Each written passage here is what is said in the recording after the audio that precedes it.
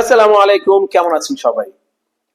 Malaysia Malaysia বাংলাদেশিদের জন্য খুবই ফেভারিট একটা ডেস্টিনেশন। আমাদের বাংলাদেশি ভাইরা কিন্তু মালয়েশিয়া যাইতে মানে খুবই বেশি উৎসুক তারা।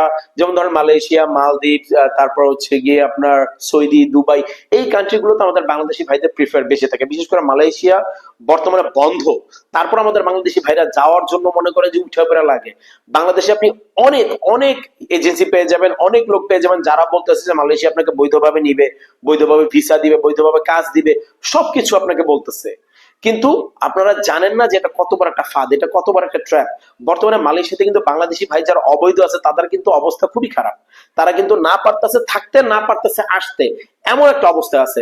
সো যারা বাংলাদেশ থেকে মালয়েশিয়া যাওয়ার জন্য চিন্তা করতেছেন, আপনারা ব্যাপারগুলো ভালো করে চিন্তা করবেন, এগুলো একটু রিসার্চ করবেন, জানবেন। তারপরে আপনারা কোনো মাধ্যমের কাছে যাবেন, কোনো এজেন্সির কাছে, কোনো দালালের কাছে, তারপরে যাবেন। কারণ আপনি যদি নিজেই না বুঝেন, ভাই দালালের ফাঁদে পড়ে টাকা নষ্ট, নির্ঘাত। কি হয় ব্যাপারটা, আপনাকে নিচ্ছে মালয়েশিয়া, নিচ্ছে না যে তা না।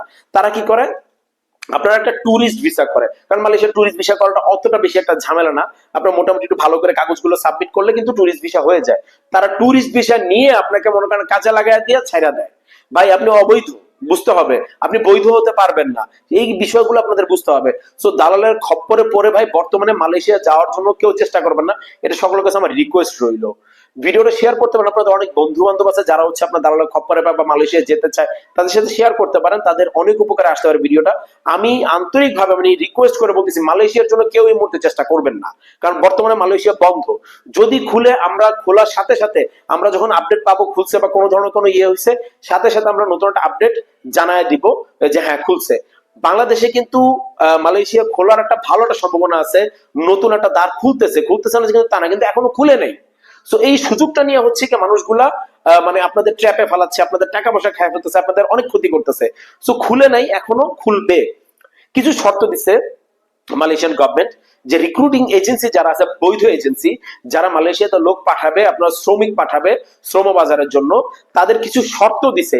এই শর্তগুলো যারা মানতে পারবে একমাত্র তারা বৈধভাবে পাঠাইতে পারবে। আর শর্তগুলো খুব কঠিন। আমাদের বাংলাদেশি ভাইদের বা রিক্রুটিং এজেন্সি গুলা বা যারা বৈধ এজেন্সি আছে তাদের জন্য খুব টাফ হয়ে যেতেছে যে এই শর্তগুলো মানা।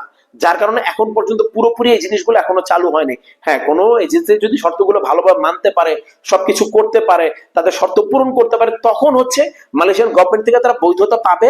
পাওয়ার পরে হচ্ছে গিয়ে তারা ম্যান পাওয়ার নিয়ে কাজ করতে পারবে। এর আগে কিন্তু হবে না, কারণ বর্তমানে বন্ধ। সো এই জিনিসটা দয়া করে কেউ এই ট্র্যাপে পড়বেন না যে মালয়েশিয়া খোলা, মালয়েশিয়ার ভিসা হচ্ছে। সো এটা ছিল সবার কাছে রিকোয়েস্ট। ভিডিওটা কেমন লাগলো আমাদের কমেন্ট করে জানাবেন।